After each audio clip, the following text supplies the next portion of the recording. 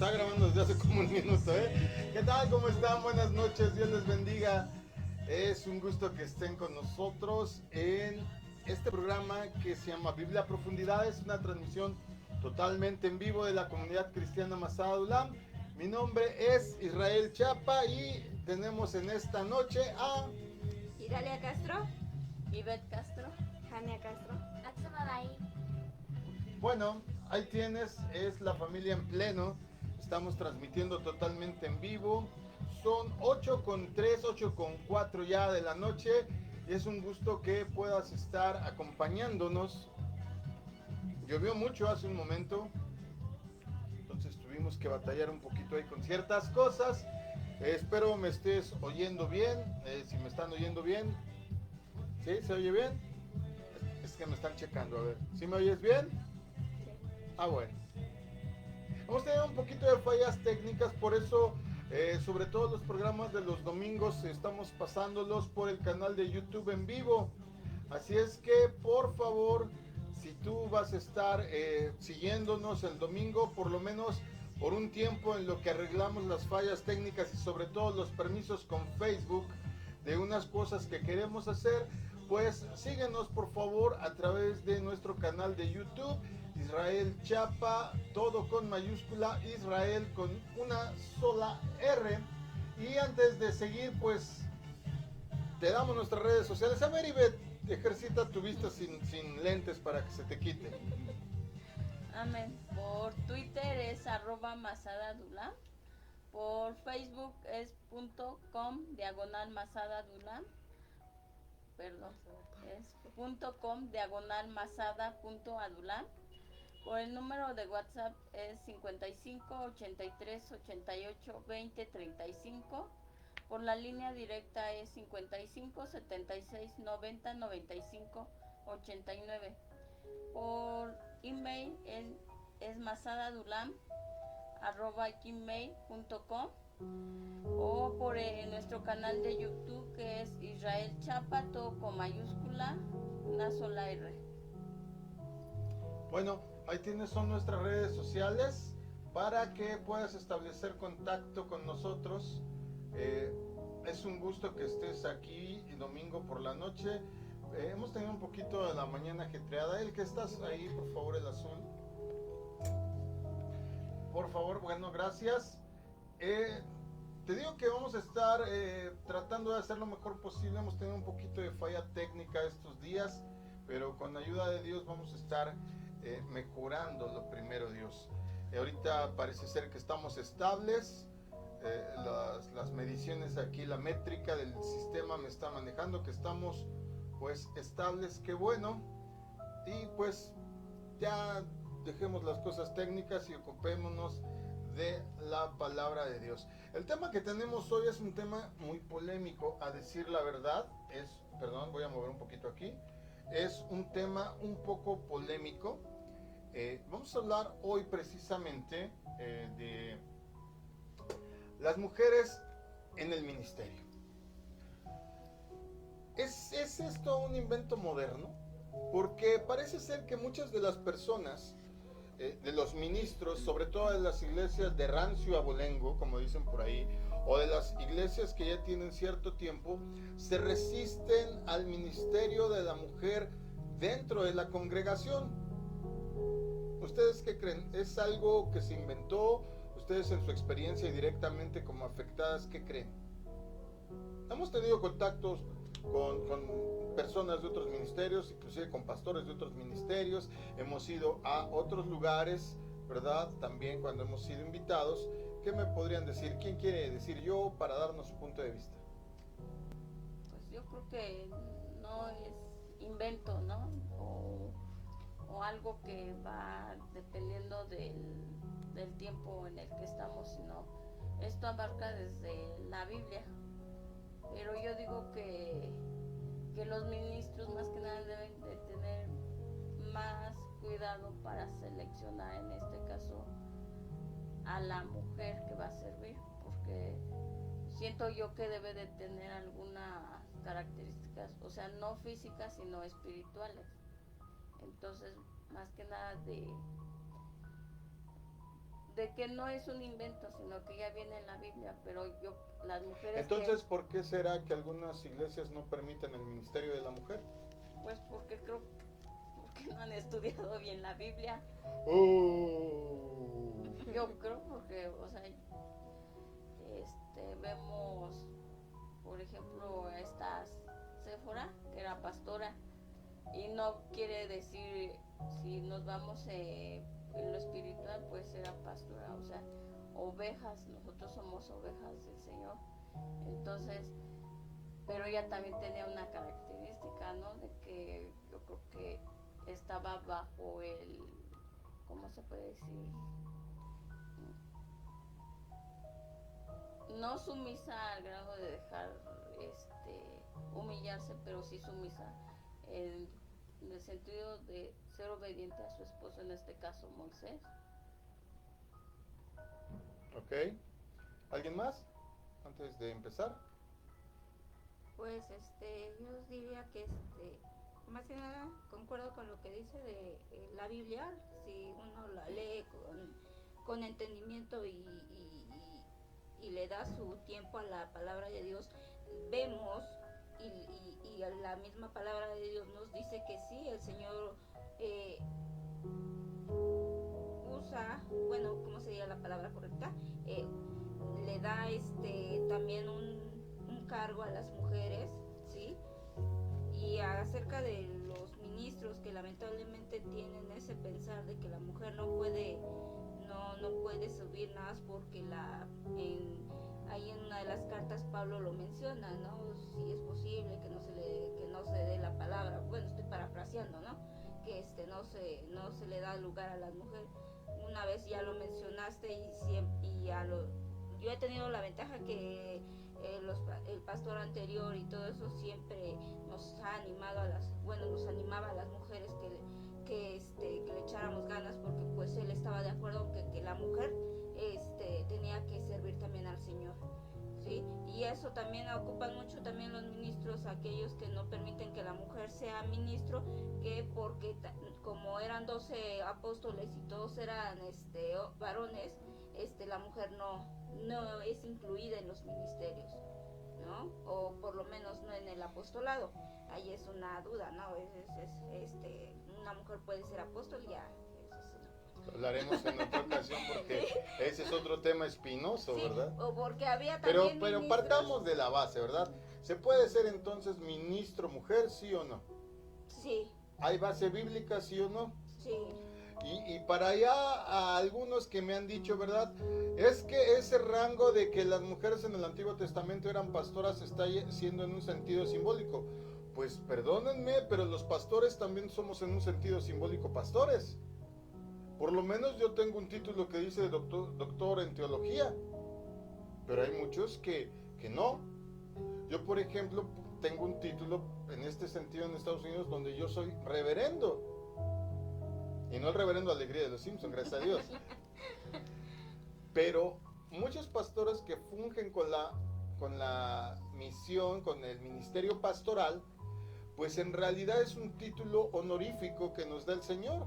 Pero tal cual no dice, no sé, algún instituto bíblico como tal, sigue operando en el sentido de otorgar títulos, pero son simbólicos, porque literalmente no estamos pastoreando a la gente.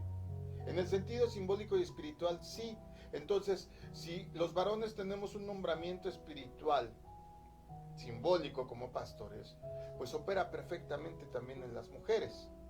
Pero lo que yo puedo opinar, o tú puedas opinar si estás de acuerdo o no estás de acuerdo, pues sobraría si la Biblia, como acaban de decir ustedes y correctamente, no lo mencionara. Por eso vamos de entrada ya de lleno a la enseñanza para que podamos ver precisamente qué es el ministerio femenino, si es un ministerio nuevo, porque dicen que esto es moderno, que antes nunca era así. Veamos si es cierto en la Biblia y veamos la participación femenina en el culto y el liderazgo. Vuelvo a repetir, con Biblia en mano. En la antigüedad te quiero decir que tener un hijo era un asunto religioso. Dirás, pues, pero ¿cómo? Si tener un hijo es un asunto fisiológico de la unión de la pareja, la intimidad del matrimonio, entonces se fructificaba dando a luz hijos, ¿sí? Pero se tenía un rol de otra manera. Tan importante era el nacimiento de un hijo como su nombramiento, como ponerle un nombre, que era una cuestión que se tenía que hacer delante del Señor y consagrarlo al Señor. A diferencia de hoy día, las mujeres, desde ese momento, según nos lo muestra la Biblia, tenían gran participación en la vida del culto. Por ejemplo, quiero poner un ejemplo. Ellas eran las encargadas de poner nombre al recién nacido. Hoy día, ¿verdad? No, es que el nombre me toca a mí porque soy el varón. Tal vez esta sí sería una moda moderna en donde los hombres pusiéramos el nombre a los descendientes. Porque inclusive he escuchado prédicas muy solemnes al respecto. Pero si vamos a la Biblia, en la antigüedad, en los tiempos del Antiguo Testamento, las mujeres eran las que tenían ¿cómo llamarlo? Privilegio, encargo de ponerle nombre al recién nacido, y lo hacían dependiendo de las circunstancias del nacimiento. ¿Dónde vemos esto muy fácil? Cuando son mencionados los 12 hijos de Israel o de Jacob, y cómo dependiendo de la situación de sus madres y de las circunstancias en ese momento, es como ellas lo nombran. Y si se fijan, ahí está claro. Él no interviene en el nombramiento de ninguno de los nombres. Son ellas, y específicamente es de acuerdo a cómo están suscitándose las cosas. Ese grado de importancia tenía la mujer, porque la mujer tiene otras características a las del hombre. La mujer está más atenta al entorno que los hombres. Los hombres somos muchos de objetivos de miras, pero a veces somos como los caballitos. Nada más tenemos aquí los aparatos esos para que nada más veamos hacia el frente, y las mujeres como que tienen un sentido más panorámico de las circunstancias. Yo considero que esa es una de las razones por las cuales Dios les da esta libertad, este privilegio de ser ellas que, dependiendo de lo que estuviera ocurriendo en el nacimiento, pudieran a través del nombre reflejar lo que iba a ser la vida para este nuevo ser en el mundo. Y esto, si lo ponemos de una forma moderna, sería teología también, porque de acuerdo como Dios iba a mover con ese nuevo ser, tenía mucho que ver con el nombre, y por tanto tenía que ver mucho con las circunstancias que estaban rodeando y las creencias de fe, de espiritualidad, a la mujer, al varón y desde luego al hijo. Y este era un asunto consagrado, porque se levantaba al niño. ¿Han visto el Rey León? Algo más o menos. Se levantaba al niño y se ofrecía al Señor el niño y el nombre del niño o de la niña. Y a través de eso es como se hacía partícipe al Señor, no solo del engendramiento y nacimiento, sino de la propia línea de vida que iba a tener cada nuevo bebé. Y perdónenme, pero eso, con todas las de la ley, es parte del culto, parte de la vida y del caminar en Cristo. Notemos los nombres que se le daban. Por ejemplo, ¿se acuerdan de esta parte en donde Lea sufre mucho, verdad? Porque pues ella tenía hijos, pero aún así su esposo no la amaba, y ella ora, ¿verdad? Y en una de esas ocasiones, y no les voy a decir qué hijo, pero ella dice, y le puso al niño fulano de tal, y dijo, al fin el Señor ha quitado mi oprobio y me ha escuchado. Por eso el nombre de uno de los hijos es así. No digas el nombre, porque luego les hacemos la tarea. Si tienes dudas de quién nos estamos refiriendo, ahí lo puedes encontrar en el Éxodo fácilmente, ¿verdad? Ahora, en este sentido, poner el nombre a un niño en ellas era una labor sacerdotal. Les explico. Porque ellas estaban haciendo una declaración profética de fe sobre el niño. Entonces en ese momento estaban fungiendo, si podemos decirlo así, dos actividades, dos ministerios, dos trabajos de liderazgo en la iglesia: la profecía y el sacerdocio. Nada más en ese hecho. ¿Verdad que ahora sí que ¿cómo dice el dicho? Las cosas no son como la pinta, ¿cómo dice ese dicho? Ahora resulta que nunca lo han oído. Bueno. Para que te sea más fácil de entender, en el nacimiento de Ismael, Sara como Agar tienen participación cúltica, ¿verdad? ¿Se acuerdan que Sara no podía tener hijos? Entonces le dice a su sierva Agar, ¿verdad? Pues a lo mejor a través de ti es que Dios me va a dar hijos. Mucha gente aquí no lo entendemos porque no es algo que sea común a nuestra idiosincrasia ni a nuestra cultura. Inclusive el que ella esté de frente a la otra al momento de dar alumbramiento, no nada más con los brazos extendidos como una enfermera esperando a recibirlo, sino inclusive teniendo, como dice la Biblia en unas versiones, ahorcajadas por encima de las piernas de ella. Tiene una razón cúltica muy muy importante. Es decir, la primera por verse, ¿cómo explicarlo de una manera que me entiendan? La primera que ve al bebé tiene el derecho a ponerle nombre. Por eso, cuando ellas tenían el bebé, inmediatamente hacían esto. Las que estaban ayudando nada más le ayudaban a hacer esto. Entonces ella veía el rostro y ¡zas!, le aventaba el nombre. Por eso Sara se pone enfrente de Agar, acostadas, para que me entiendan, piernas con piernas. Sale el niño y ella lo ve. Y entonces lo nombra. Ahí está patente el hecho de que ella pudiera legalmente reclamar el hijo como suyo, porque ella fue la primera que lo vio y la que le puso nombre. Veamos cómo lo dice Génesis 16, verso 2. Amén. Por favor. Entonces Sarai le dijo a Abraham: tú sabes que el Señor no me ha permitido tener hijos, así que ten relaciones sexuales con mi esclava, tal vez yo pueda tener un hijo por medio de ella. Abraham así lo hizo como dijo Sara. Ok, fíjense bien, ahí hay una operación de culto, la declaración y la fe. ¿Qué pasa después con Agar? Recordemos que esta segunda mujer, Agar, recibe el nombre de ese niño como una experiencia espiritual en el desierto, ¿se acuerdan? Que se fue y se fue con su hijo y estaba a punto de dejarse morir con él cuando Dios le habla. Otra vez una operación sacerdotal, porque recordemos que en el culto a Dios, ser sacerdote o sacerdotisa no tenía que ver con la concepción que tenemos hoy aquí con la Iglesia Católica Romana, nada que ver.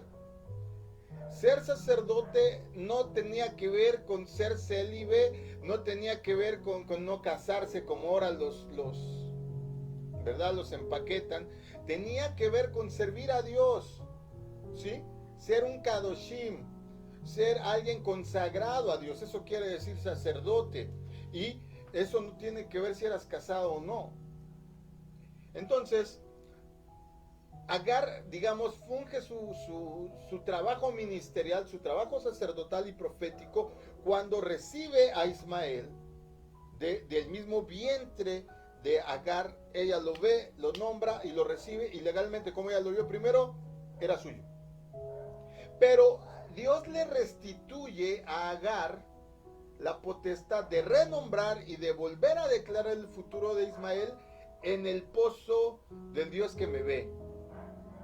A ver, léenoslo por favor, ahí más adelante, en mismo Génesis 16, versos 10 al 12.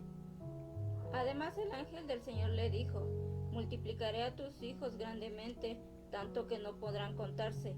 El ángel del Señor también le dijo: ahora que estás embarazada darás a luz un hijo al que llamarás Ismael, ya que el Señor ha escuchado tu tristeza.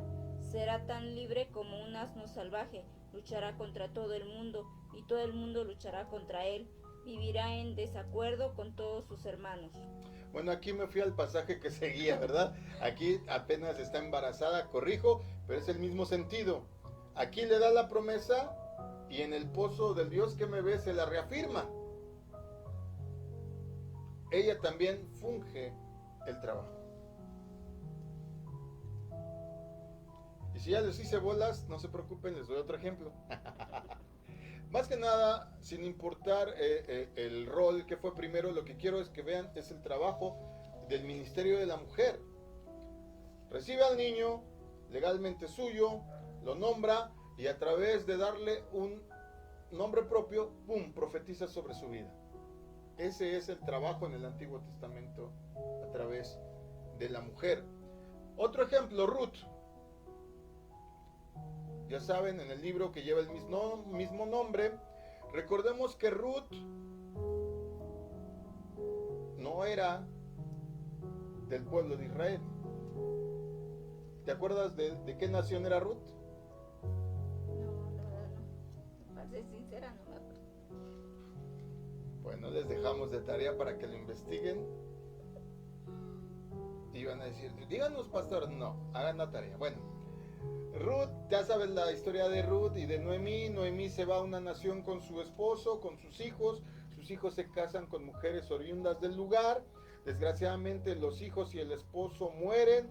Y Noemí tiene que despedir a las nueras y les dice, pues vayan a casa de sus padres porque aquí ya no hay nada más que hacer. Yo me voy a regresar a Israel, allá voy a vivir, pero una de sus nueras se va, la otra le dice, no, yo me voy contigo porque tú eres como mi madre, ¿sale? Entonces regresan, estoy sintetizando mucho la historia, pero regresan a la tierra de Israel y entonces Noemí instruye a Ruth, ¿verdad? Cómo poder obtener descendencia a través del levirato, que era una ley, que el familiar tenía la obligación de casarse, ¿verdad?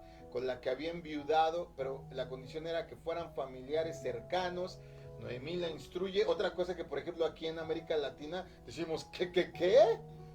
Pero es una cuestión de cultura de Medio Oriente, ¿verdad? Inclusive se sigue haciendo en muchos lugares, por si no lo sabían. Y entonces ella ya se enamora, ¿verdad? Booz, que era un familiar de Noemí, ¿verdad? Y por fin le da el anillo, los toman, hacen un TikTok, se casan y luego tienen a Obed. Fíjense bien en esta pregunta. ¿Quién le puso el nombre de Obed a Obed? ¿Ruth o Noemí? Estoy asumiendo que ya lo leyeron, ¿verdad? Yo espero que sí, si no, aquí estoy predicando en el desierto. ¿Quién le pone nombre a Obed? ¿Ruth o Noemí? Noemí. Correcto, Noemí. ¿Por qué? Porque ella es la que toma al niño y en vez de mostrárselo a su madre, lo hace, así, dice la Biblia, lo toma en su regazo. Y entonces, ¿esto qué quiere decir? Ya lo dije hace un ratito. La primera que lo ve, lo declara legalmente suyo. ¿Era hijo de Ruth? Sí. Pero ese acto decía que Noemí legalmente se iba a hacer cargo de criarlo. Por eso se acuerdan que luego se va y lo anda presumiendo, miren qué chulo mi nieto, que no sé qué. ¿Y qué decían las que se lo encuentran? No decían, qué bonito tu nieto, decían, Dios le ha dado un hijo, no un nieto. Hay cosas que leemos en la Biblia y luego como no conocemos usos y costumbres, por eso les digo que hay que ir a la raíz para que todo quede claro. Entonces, ¿qué está haciendo con esta acción? Precisamente ella está simbolizando el que lo iba a criar. Ruth 4 del 16 al 19 lo dice, ¿verdad? Pero solo voy a tomar este pedacito. ¿Lo tienes listo? Sí. A ver, léenoslo, por favor. Entonces Noemí tomó al niño en sus brazos y se encargó de criarlo. Las vecinas le pusieron el nombre diciendo, ahora Noemí tiene un hijo, lo llamaron Obed, quien fue el papá de Isaí y el abuelo de David. Miren nada más, ¿quién iba a ser Obed? Pero igual te podemos hablar de Eva. ¿Quién le puso nombre a sus hijos? Eva. Ahí está la línea a seguir. Raquel, Lea y muchas otras mujeres en la Biblia también le pusieron nombres a los bebés recién nacidos, mostrándonos que ese era el trabajo encargado o ministrado por las mujeres. Nombrar, consagrar y profetizar como un acto de fe. Y ese, perdónenme amados, pero ese es trabajo ministerial. Es trabajo cúltico, es trabajo del culto. ¿Sí? ¿Cuántas veces nos han traído bebés, verdad? Que queremos consagrar este bebé al Señor. ¿Y cómo se va a llamar? No les pregunto. ¿Y cómo se va a llamar? Porque hasta ese momento lo pudieron haber registrado en el registro civil y legalmente tiene un nombre, pero espiritualmente el nombre se manifiesta hasta que lo presentamos a Dios. Gracias a Dios, amor, no me lo traen recién nacido, porque imagínate en qué bronca te metes. Hablamos entonces del liderazgo y del culto y de la mujer. Ellas en el Antiguo Testamento, participaban de la vida del culto del pueblo al cocinar las comidas y las ofrendas que se llevaban al templo. Porque el esposo sí llegaba y decía, aquí traemos esto para el Señor, porque él es ofrenda mecida, son los panes así y asado. Pero ¿quién los hacía? Como siempre, ¿verdad? Yo digo, y vamos a hacer esto y vamos a hacer lo otro, y en mi casa vamos a hacer, pues termina haciéndolo casi siempre mi esposa porque yo estoy ocupado en otras cosas. Y es trabajo cúltico proporcionar las ofrendas que se llevaban al templo, también dedicando a los hijos para servicio a Dios, como Ana, por ejemplo. ¿Se acuerdan de Ana? En primer libro de Samuel, capítulo 1, podemos leer toda la historia. Se menciona mujeres en la Biblia sirviendo en el tabernáculo, aunque no sabemos a veces de qué forma, pero siempre menciona mujeres. ¿Qué hacía ahí? ¿Qué hacía Ana, a la que Dios le había hablado que no se iba a morir antes de que viera al Mesías? Diario iba al templo. Y no a congregarse nada más. No por algo la Biblia le da el título de profetiza. Ya mencionaron aquí otros nombres, pero me los voy a ahorrar ahorita. Siempre se menciona mujeres sirviendo en el tabernáculo, aunque como digo, no sabemos específicamente a veces de qué manera. Por ejemplo, el texto bíblico de Éxodo 38:8 dice: También hizo la fuente de bronce y su base de bronce, de los espejos de las mujeres. ¿De quién es? De los espejos de las mujeres. Ah, Chihuahua, ¿quién traía los espejos? Las mujeres. Ok, se hace un objeto para el templo. ¿Quién proporciona la materia prima? Mujeres. Normalmente cuando citamos, va a haber concierto de alabanza, lleno. Va a haber culto de oración. Y mayormente nos vamos a encontrar siempre esos espejos. ¿Saben qué es el espejo? El alma reflejada de la necesidad de Dios, que normalmente, y perdón que lo diga, pero normalmente lo tienen más las mujeres. Ese es el símbolo de aquí. Sigue leyendo, termina.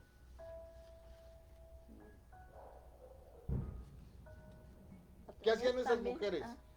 Llevaban los espejos de las mujeres que Pero, velaban ahí está. a la puerta del tabernáculo de reunión. ¿Qué hacían en la puerta? No se sabe bien a bien. A lo mejor eran las encargadas de recibir a los feligreses, a los congregantes e introducirlos. De la organización. No dice ahí exactamente de qué, pero dice que ellas estaban ahí, que de sus espejos, porque ellas servían. No dice, y hubo una convocación como en otros casos, y hubo una convocación, por ejemplo, cuando estamos hablando de los enseres del templo, que trajeran sus objetos de oro para que se hiciera laminado y se vistiera el arca del pacto. En este caso no es así. Toma solo los espejos de bronce de las mujeres que servían en la entrada del templo. Cosa importante, no es una convocación general, solo es de objetos que tenían las servidoras. Y si me quiero ir más profundo, podemos analizar para qué servía la fuente de bronce, pero eso ya lo quiero ahorrar para cuando explique el tabernáculo, que ya ahorita que vamos a empezar lo de apologética, ya me están pidiendo que del tabernáculo, que explique cada objeto. Sí, yo quisiera ahorita, miren así, orar a Dios, ¡pum!, reciban todo el conocimiento, pero es imposible, hay que ir paso por paso. Así es que, como diría Napoleón Bonaparte, despacio que tengo prisa, y crezcamos juntos en la fe. Que si ya te sabes muchas cosas de las que aquí enseñamos, enhorabuena, pero yo te aseguro, y hasta a mi esposa le pasa, yo te aseguro que siempre voy a mencionar algo que no sabías, porque la revelación de Dios es progresiva. Hablemos de otra mujer, hablemos de Miriam, la hermana de Moisés.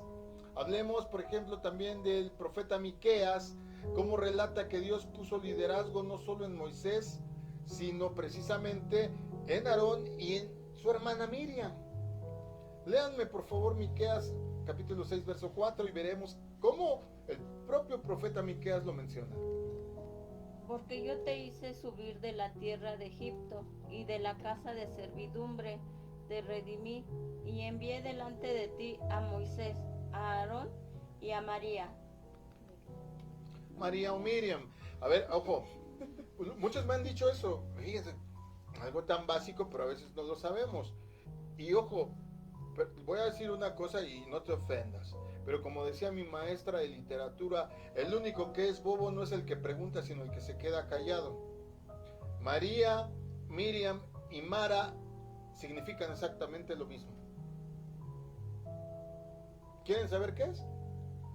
Esas sí se las voy a decir. Amargura. Vean la vida de todas las Miriam, las Marías y las Maras, y es amargura. Ya veremos, dependiendo de cada vida, porque por eso aguas con ponerle a tu hija a María, porque no estás nada más diciendo, ay, pues es el nombre más conocido en México, en América Latina, sino que tiene, como ya vimos, una operación en su futuro. Así es que todas las que están embarazadas o se piensan embarazar en un futuro, pues oren mucho a Dios para que tenga poca amargura. Bueno, la Biblia no nos está narrando aquí, ¿verdad?, más detalles de esta mujer, pero es obvio que era una parte importante de la coyuntura histórica. ¿Por qué estoy seguro de ello? Porque se nos narra ahí en el libro de Números un asunto de chismes, ¿verdad? Que de repente, pues el Moisés se vuelve a casar, porque no es bueno que el hombre esté solo. Y al santo hombre de Dios se le ocurre agarrar una morenaza mulatona, así, negrita color de llanta, ya llegó turrín cromado, y la María, que yo creo que esa se creía, no sé, güera de ojo azul, o no sé cómo se llama. ¡Oh, ya viste que agarró mi carnal! ¿De dónde agarró esta mujer negrita? Aunque cusita, porque proveniente de la nacionalidad del pueblo de Cus, también significa negro u oscuro. Esta criticona habla mal de su hermano, de las decisiones, y el Señor se enoja. ¡Pum!, la llena de lepra. Pero no la desecha. Que les dice que el pueblo no marche hasta que María se cure. Ahí vemos el grado de importancia que tenía María. No se nos revela mucho de este asunto, o de Miriam, hermana de Moisés, pero se ve que era importante. Si no le hubiera dicho a Moisés, ¡ay, déjala! Vemos que tenía una coyuntura histórica muy importante. Inclusive, Miriam elabora un cántico que queda registrado en la Biblia para que los cristianos alrededor del mundo lo conozcamos y celebremos la victoria de nuestro Señor. Éxodo 15, verso 21. Dice, Miriam les cantaba así: canten al Señor, que se ha coronado de triunfo, arrojando al mar caballos y jinetes. Algo importante recordar: todavía no había tabernáculo, mucho menos templo, o sea que esta celebración fue al aire libre. Digo, por aquellos que dicen, ay, es que yo no me gozo porque pues, el templo no está acabado porque no tenemos templo. ¿Qué te importa? Es que la alabanza no se siente igual. Porque no quieres. Si seguimos usando pues la historia, la Biblia, para asistirnos de si esto es nuevo o no es nuevo, hay textos egipcios que mencionan precisamente el culto a los dioses, y vamos a encontrar diferencias entre cómo lo hacían los pueblos paganos y cómo lo hacía el pueblo hebreo, que esto es importante, aunque fueron contemporáneos, porque podemos decir, era la usanza en ese tiempo, no era la usanza de todos, porque aunque había otras fes, por decirlo así, otros conocimientos espirituales, corrientes religiosas, no se adoraba de la misma forma. Por eso mencioné al pueblo egipcio como tiene muchas diferencias, a pesar de que es contemporáneo con el pueblo hebreo. Y si el pueblo hebreo es el que lo instituye, es porque Dios así lo quería, no como porque me fijé en qué trae aquel y vamos a hacerlo como lo hace el otro. Y mira, fui a la iglesia de fulano de tal y tenían panderos con tiritas colores de... porque luego así somos. Perdón para todos los de alabanza y exaltación, pero la unción que da en tu iglesia, esa es. Esa es. Dice una canción de Rubén Blades, y al que sea salsero, o fue salsero en su momento me entenderá, no copiemos modelos extraños de importación. Y perdón para nuestros hermanos estadounidenses, pero ya estuvo del show hollywoodense y la voy a dejar ahí porque si sigo peco más yo diciendo cosas. Entonces, fíjate bien, los templos egipcios estaban aislados de las poblaciones. Por ejemplo, aquí estaba la ciudad y había una buena parte de desierto, había que salir mucho. Es más, por eso las peregrinaciones no son católicas, las inventaron los egipcios. Había que caminar bastante para llegar a sus lugares de culto, porque estaban alejados de la población, rodeados de muros altos, mientras que, por ejemplo, el tabernáculo estaba exactamente en el centro del campamento. Dios dijo, y yo habitaré en medio de ellos. No allá lejos y que me vayan a ver cuando puedan y cuando junten su lana y cuando quieran algo de mí. Él iba a estar todos los días con ellos. Entonces, otra cosa, solo los sacerdotes egipcios podían entrar al templo. Solo ellos. Tú tenías que esperar afuera. Y por lo menos en el sentido de la tribu de Leví, aunque eran los consagrados a ofrecer los sacrificios en la cultura hebrea, las personas venían de cualquier tribu a ofrecer sus sacrificios. Ellos recibían el sacrificio en el atrio, o sea, por lo menos a la primera parte del templo sí se tenía acceso, y en el atrio los levitas tomaban el sacrificio, lo desangraban, lo desollaban, lo asaban y quemaban la grosura como olor grato al Señor. Pero los que ingresaban eran la familia a traer el sacrificio. No como en el caso de los egipcios, que eso sí de plano no podían, nadie, ni siquiera el jefe de familia que quería hacer un sacrificio, no podía ingresar a las instalaciones. Hay muchas diferencias, podríamos decir otras. Éxodo 25:8 dice algo bien importante. Después me harán un santuario para que yo habite entre ustedes. Entre ustedes. La historia que más refleja ese acercar a la presencia de Dios precisamente es la de Ana, una mujer, otra vez, mamá de Samuel, quien entra al santuario. Ahí vemos cómo la mujer, porque luego dicen muchos, y he escuchado a muchos ministros enseñar, y venía el jefe de la familia y ofrecía el sacrificio a los levitas, y los levitas lo tomaban, y todos los demás esperaban afuera. Ese es un error. Porque más adelante que está construido por lo menos el templo en Silo, todavía no estaba el de Jerusalén, pero estaba ya el de Silo, o Silo, como dicen los gringos. Ana estaba orando, ¿en dónde? ¿Afuera o adentro? Dice que ella derramaba sus lágrimas delante del Señor.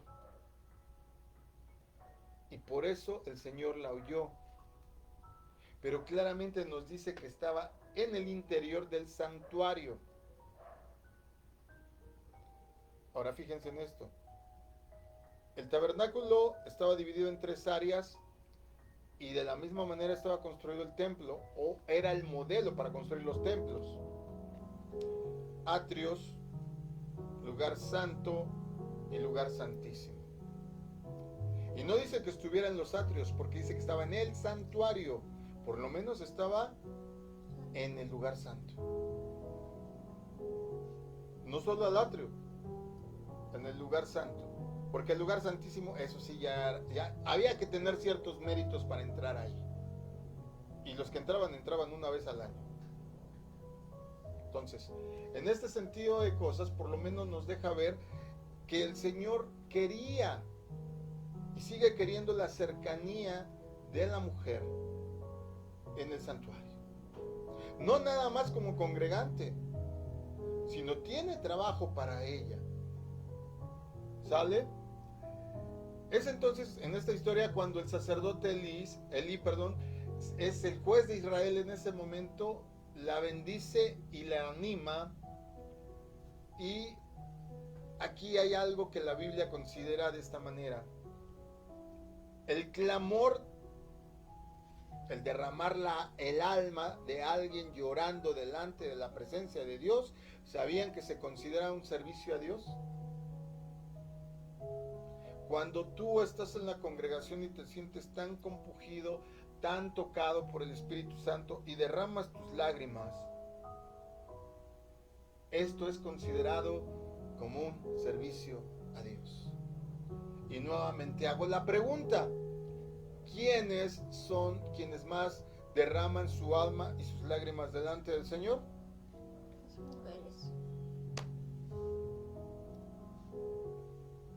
Sigamos. Quiero espiritualizar más las cosas.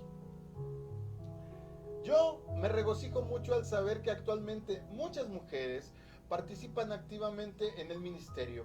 Creo firmemente en este involucramiento y de manera personal trabajo en la capacitación de líderes y pastores para trabajar en la obra de Dios con excelencia, no importando si son varones o mujeres, porque el título pastor es un título genérico, simbólico, lo acabamos de decir, que no tiene que ver con el género que se tenga.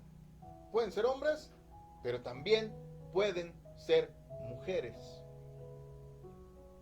Aquí la cosa es que sirvan a Dios con excelencia, sin importar si son verdes, azules, morados, gordos, chaparros, bonitos, feos, hombres o mujeres. El caso es que sean personas que quieran servir con excelencia a Dios. Sin embargo, también creo con convicción que servimos a Dios en todo lo que hacemos y con todo lo que somos todo el tiempo. Porque el servicio no solo está restringido para dentro de la congregación. De hecho, servimos más allá afuera. Servimos más en medio de la sociedad, con nuestro ejemplo, pero también con nuestra predicación. Porque si bien lo importante ahora es el testimonio de vida, ese testimonio tiene que ir acompañado de una palabra que emane de Dios a través del Espíritu y a través de tu propio espíritu. Porque si solo tenemos ejemplo, pero no damos palabra, como que no está balanceado. Y si solo damos palabra y no tenemos ejemplo, no hay equilibrio. Y nuevamente lo digo, no importa si eres hombre o mujer, el caso es que quieras servir a la obra con excelencia. Glorificamos a Dios cuando hacemos cualquier cosa y todas las cosas para Él con una actitud de entrega y amor. No hay que estar en el templo necesariamente para glorificarle. Una gran mentira es creer que solo servimos a Dios en la iglesia. Cuidar de los hijos, regar el jardín, cocinar para otros es parte de una alabanza libre y espontánea para nuestro Señor. No dice la Biblia, porque si trabajas, trabaja como para Dios, no como para el patrón.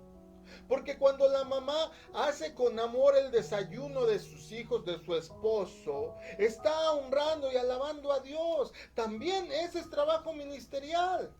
A lo mejor no todas pueden ser pastoras, pero sí todas pueden trabajar con su vida para ministrar al Señor, hasta en la más ínfima de las actitudes y trabajos que se puedan desempeñar en casa, profesionalmente, en la escuela y con nuestra sociedad. También así se ministra a Dios. Debemos de desespiritualizar los templos. Desespiritualizar los templos y espiritualizar más las casas. Hay un chiste, ¿verdad? Y perdón que me tome la licencia, pero viene al caso. Llega un niño con su papá, son cristianos, y le dice: papá, quiero una Biblia.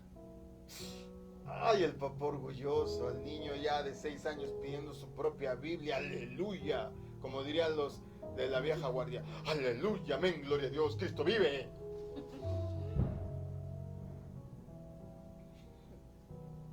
No es contra el Señor, sino contra a veces las actitudes, pero bueno. ¿Y qué pasa? Papá, quiero que me compres mi Biblia. Ay, mi hijo, ay. No, este seguro es pastor. Préstame la tuya. Y mira, ¿cómo la quieres? Como la mía, así bonita, de paz. Mira. Tiene el canto dorado. Mira, qué bonita la letra. ¿Quieres una como la mía, hijo? No, papá. Quiero una como la de mi mamá. ¿Pero por qué, hijo, si la mía está más bonita? Es que la de ella parece que funciona mejor porque la veo que la lee más que tú. Seamos honestos, ¿quiénes son las encargadas a veces?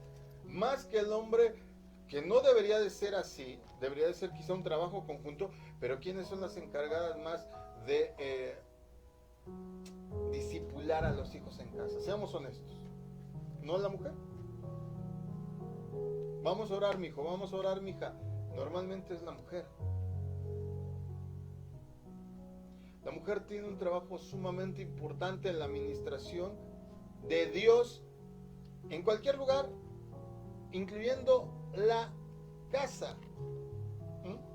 Por eso te decía que había que desespiritualizarla un poco, pero también lo mismo hay que hacer con el trabajo, porque el mismo Dios que tú adoras, alabas y sirves en el templo, está en la casa, está en el trabajo, está en el transporte público, está cuando vas a hacer ejercicio, está en tu celebrar día a día.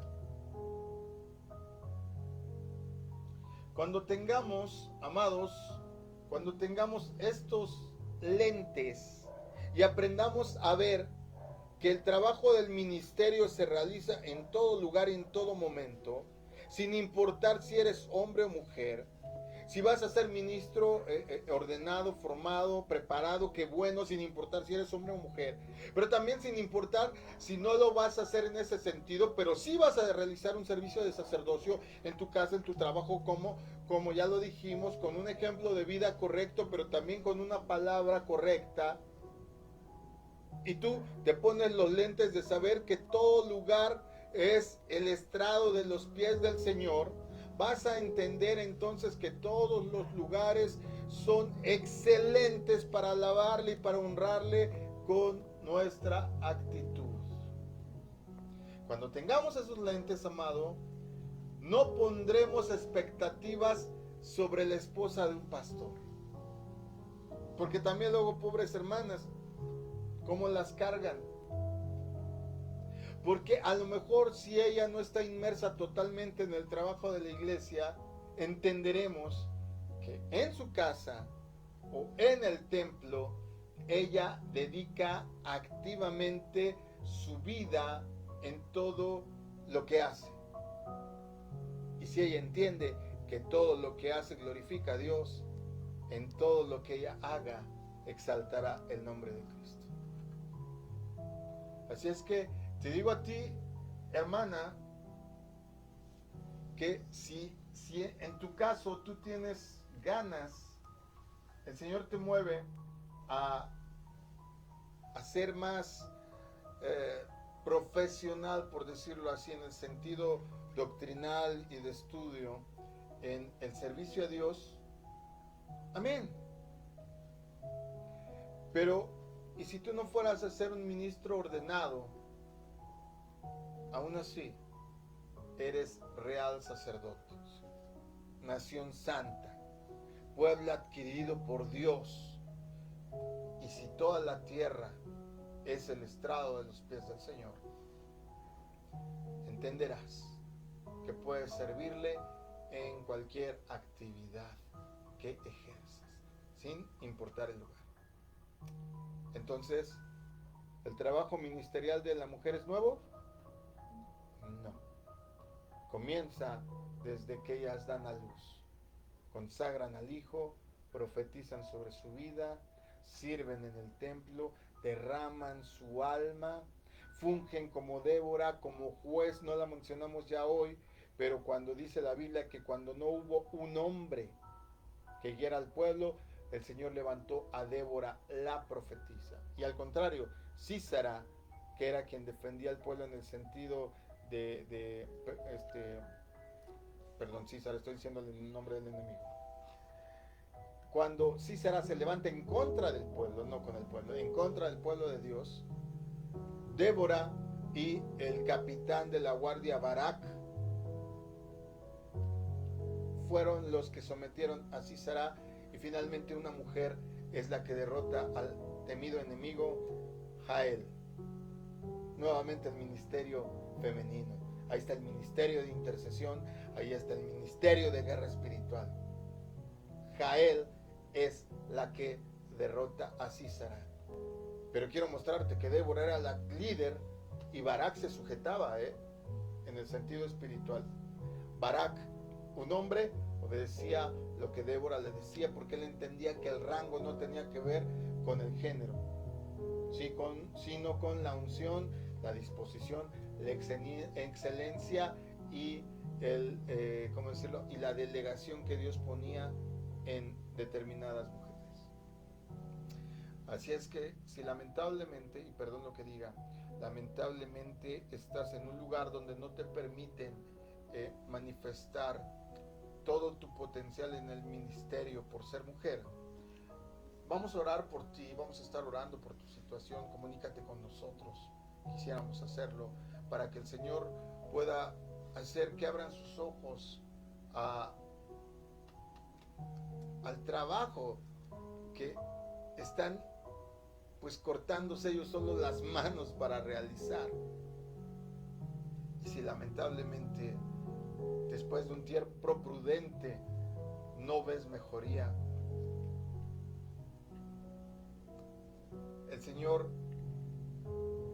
hizo lo siguiente en el caso de Juan el Bautista. Un día Juan el Bautista estaba bautizando y de repente pasa Jesús, ¿verdad? Y dice: he ahí el Cordero de Dios que quita el pecado del mundo. ¿Y qué hicieron algunos de sus discípulos? Se fueron en pos de Jesús. No es malo cambiar de maestro si es que el Señor te está mostrando que hay que hacerlo. Amén. Y si tú sientes de Dios que tienes mucho para dar en el ministerio y no ves cambios, pues ni hablar. Tal vez sea tiempo de dejar a Juan el Bautista e ir en verdad en pos de Jesús. Amén. Pues, amadas, yo espero que esta enseñanza les sirva. Y para todos aquellos detractores, dale mis redes sociales y les doy clasecitas a los tremendos. Porque las mujeres, por lo menos en mi ministerio, y en el ministerio, como bien dijo mi esposa, de donde procedemos, donde se me ordenó y se me envió, pues la mujer tenía valía, tenía postura, tenía posición y lo más importante, tenía respaldo de Dios, porque lo mostró muchas veces a través de diferentes mujeres en nuestra congregación, y esta que Dios nos ha permitido tener hoy no es la excepción. Estuvieron estas siervas de Dios, ¿te fijaste? Ahora sí la sonreí. Estas siervas de Dios, sus nombres son Jania Castro, Ivette Castro. Y Dalia Castro. y también tenemos a por allá a mis pequeños que también están aprendiendo aquí desde chicos cómo ministrar. Algún día se acordarán de todas estas transmisiones, y si ellos quieren y Dios lo concede, pues ¿por qué no tenemos ahí ministros también? No lo sabemos, dependerá. Aquí no le imponemos nada a nadie, al contrario, tienen que sentir el llamado. Mi nombre es Israel Chapa, esto fue Biblia a Profundidad. Hoy hablamos de el ministerio de las mujeres, si era moderno o no, y acabamos de ver que no, bíblicamente está inmerso desde el principio. Dios te bendiga, pasa excelente noche. Shalom. Despédense. Que los bendiga.